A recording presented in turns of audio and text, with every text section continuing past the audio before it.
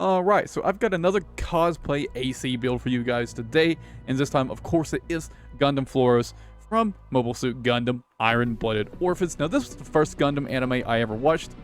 You know, I'm a big fan of it. I wanted to do something, and I decided to go for Flauros first, just because it seemed like a pretty easy one to fit, especially weapon-wise. Now, if you are familiar with anime, you'll know that Gundam Flauros actually has two forms, a bipedal form and a four-legged sort of tank-like shelling form, right? Now, obviously, I decided to go for a bit of both, to be honest, for two main reasons. One, I really wanted a way to kind of represent both forms of the build. You know, in a single build, we'll have, like, switch between them or something, you know? I really wanted something that represented both in one. And also, quite frankly, the best leg option, like, visually matching-wise, was just straight up the tetrapod legs, right? The heavy tetrapod legs specifically, they just look the most accurate compared to Gundam Flauros' legs. So I decided to go for the tetrapod legs. I know that might be a bit of a controversial decision, but that's what I went for. Now, other than that, for the weapons, you'll know for the back units, Gundam Flauros actually uses two different sets of back units. One is, or I guess the first, is a set of two railguns, which unfortunately there's no particularly good way to replicate in Armored Core 6 because we don't have any sniper cannons or anything like that. I considered using the stun needle launchers because they're kind of similar, but in the end, I decided to go for the second set of back units that Gundam Flauros uses, which is the two short-barreled cannons, which in this case is obviously going to be two earshot grenade cannons, which fit really, really well, almost perfectly, right? And so that's my reasoning for my choices. And obviously for the two assault rifles that Gundam Flauros uses, I just use, well, two assault rifles, specifically the Scudders. The assault rifles got buffed recently, so they're way better now. I actually like them quite a bit now. But yeah, that's basically it. Let's go and get into the details. Starting with a quick look at the paint screen. Now, first of all, again, just a reminder, if you're not on PC, unfortunately for the decal painting, you're going to have to do that yourself if you want to replicate it. Quite a bit of it with this build. These white bits here, here, here, and here. All of these sort of like yellowish, goldish sort of vent things.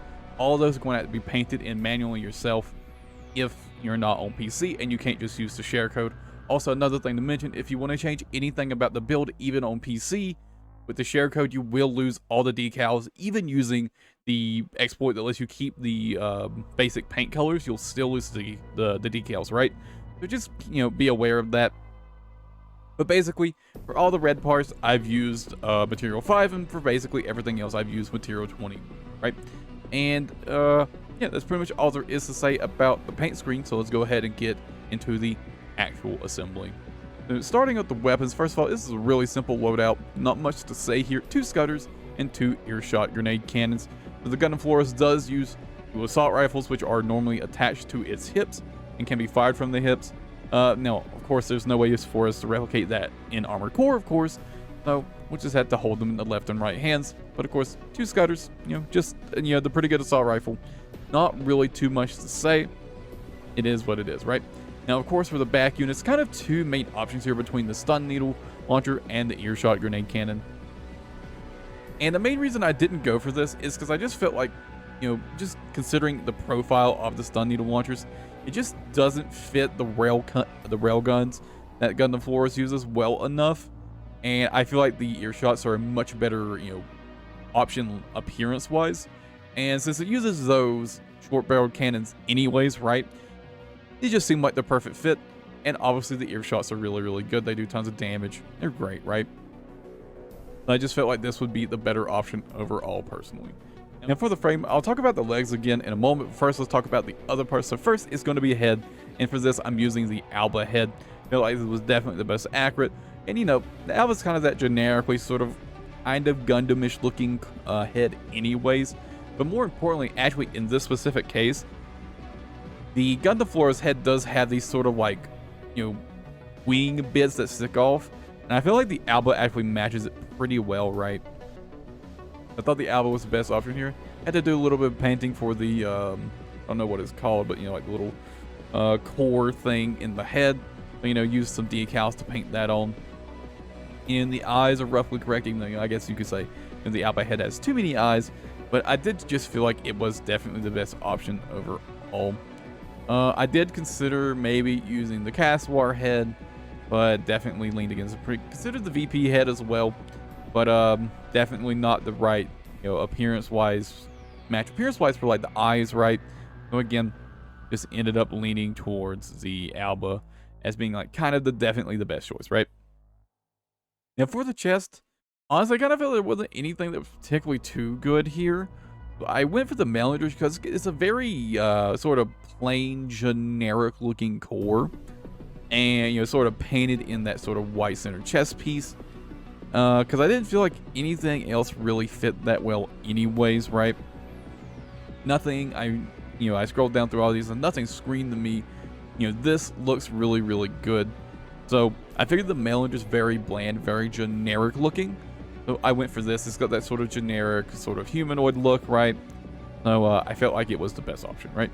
I considered the C3, but there's too much going on, I felt like, for it to match quite as well. So yeah, the regular Melender chest was the choice I made there. There's my reasoning. Now for the arms, had a really tough time deciding what arms to pick. Nothing really fits that well, in my opinion. But the main reason I ended up choosing the Melender arms was I felt like specifically this area right here was a really nice fit. It was really easy to sort of get this painted and get this looking sort of roughly correct, right? Like mainly just like the arms, right? I thought was good. The shoulder, unfortunately, I feel like there wasn't just really isn't anything that fits too super well for the shoulders. I considered the Nocturne arms just because it's got those sort of vents which are roughly in the same position as they are on the Gundam Flauros, but I just felt like the rest of the shoulder and the rest of the arms was too big of a mismatch to make it worth it, right? But in the end, I went for the Alba arms just because, like, again, sort of generically humanoid, generically Gundam-ish looking arms, right? So, and there you go. That's why I went for that. And then finally, for the legs, again, I really wanted to incorporate both the shelling form and the bipedal form into the build as well as I could. So, that's why I went for the upper, from the core, arms, and head. I mostly just went for the bipedal look. And for the legs, I went, of course, for the shelling look. And it does also help, again, that, these legs are really quite fitting, to be frank, for the Gundam Flauros. This legs, even in this bipedal form, these look really, really good. If these were just bipedal legs, these would be perfect. Unfortunately, nothing else really matches that well. So it was another, just another reason for me to use the tetrapod legs. I just felt like it looked really, really good, matched really well. And I just really wanted to have both forms in one. I didn't want to have to like make two builds and like switch between them to sort of simulate it or anything, right? So I figured going for both in the same build was the best thing I could do. And yeah, that's about all there is to say about the frame. Now for the internals, I've actually kind of had two versions that I've been messing around with, and I haven't decided which one I really like more than the other. Specifically for the generator, really. Now for the booster, like definitely the only option in my opinion is the NGI-001. Every other booster just kind of has like way worse recharge delay, because this is just a really, really heavy build, right? This is a really heavy build. Pretty much everything else is just worse on this build because of how heavy it is. And it just kind of is the way it is. So definitely NGI-001 is like the only real option for the booster right there in my opinion. Now for the FCS, the Talbot is, again, obviously the generically decent close range, medium range. I know I use this in like literally every single build, but it's just so generically good, right? It's just so generically good that it's really hard to just trade it out, at least for me. Now for certain builds, with their super highly specialized in close range, the Oculus is obviously great for that, but the Talbot is just so generically decent, right?